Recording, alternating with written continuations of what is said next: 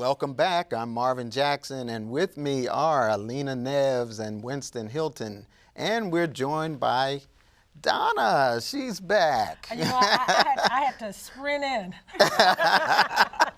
Donna, you know, sprinting is what you do all the time.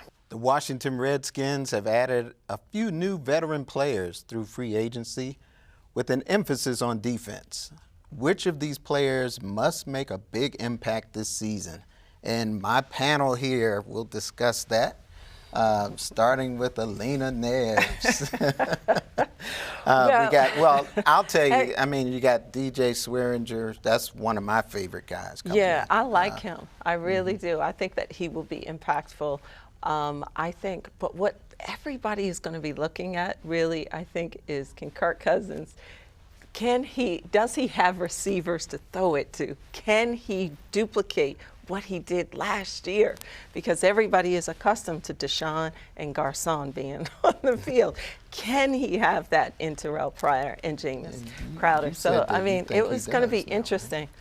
Yeah, well, I think, that's a question mark I had, too, because when you lose players of those caliber players, that's a big loss and everything. And with the amount of talent that they had at wide receiver last year, they still wasn't as productive as they should have been. I mean, even from the tight end position to the wide receiver, they were loaded. I mean, that was like a candy store picking.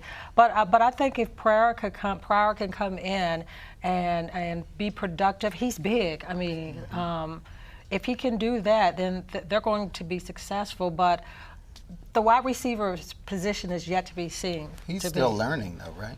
Yeah, absolutely. I think if you look at this team, and you know, coaches always say football comes down to two things. That's it: blocking and tackling. All right. So number one, forget about the pass catching. You can catch. You do. You got to be able to block. And last year, the offensive line, for the most part, remained healthy, with the exception of the Trent Williams suspension. So that's number one. Offensive line health has to stay intact.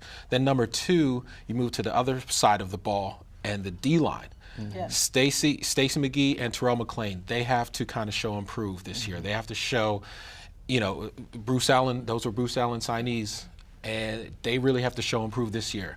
If you can get those two things, I think everything else will fall into place. Kirk Cousins will have the time to throw either deep to Terrell Pryor or underneath to Jamison Crowder or in the slot to Jordan Reed, or he can hand it off to Skinny Rob, or in the flat to Chris Thompson. He actually likes that nickname.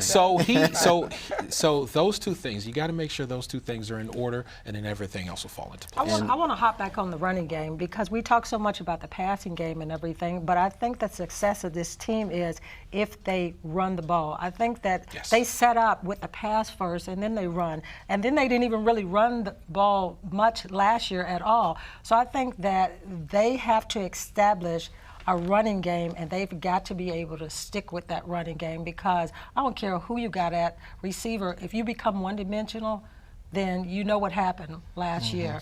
And then on defense, on the side, Sue Cravens being switched from linebacker to safety, that's going to be key. He was never a true linebacker anyway, not with this size. But I think him moving to safety, I think that's his true position. And I think we're going to see great things from him if he can stay healthy. All right. And we had some players that were, I guess, free agents, rookies. And then we have a rookie that was drafted 7th round, I believe, and that's Josh Holsey, cornerback. You gotta love him. You gotta like this guy, and he's the last pick, so he said everybody gotta like him because of that, right? He's the but I also like players like Zach Pascal, who probably will struggle just to get on the practice squad, but he's a guy that has potential. I mean, and he's got a lot of heart. He's got good skills. But what do you guys think about the top of that draft? What do you guys? Everybody's got a. Well, personally, for me, I like Jonathan Allen. You like Jonathan? I like the Alabama guys. So I think that they, I think that they will be. I think they're going to be excellent if the Redskins give them some room, space them out, let them trick. Yeah. You know what I mean? The offense, let them play.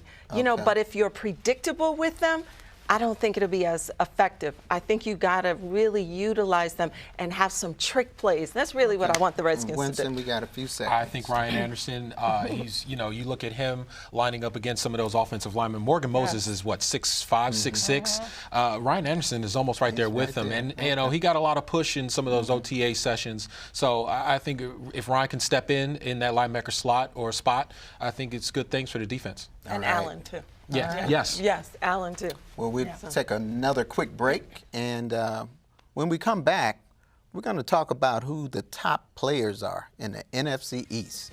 So don't go away. More Sideline Report coming up.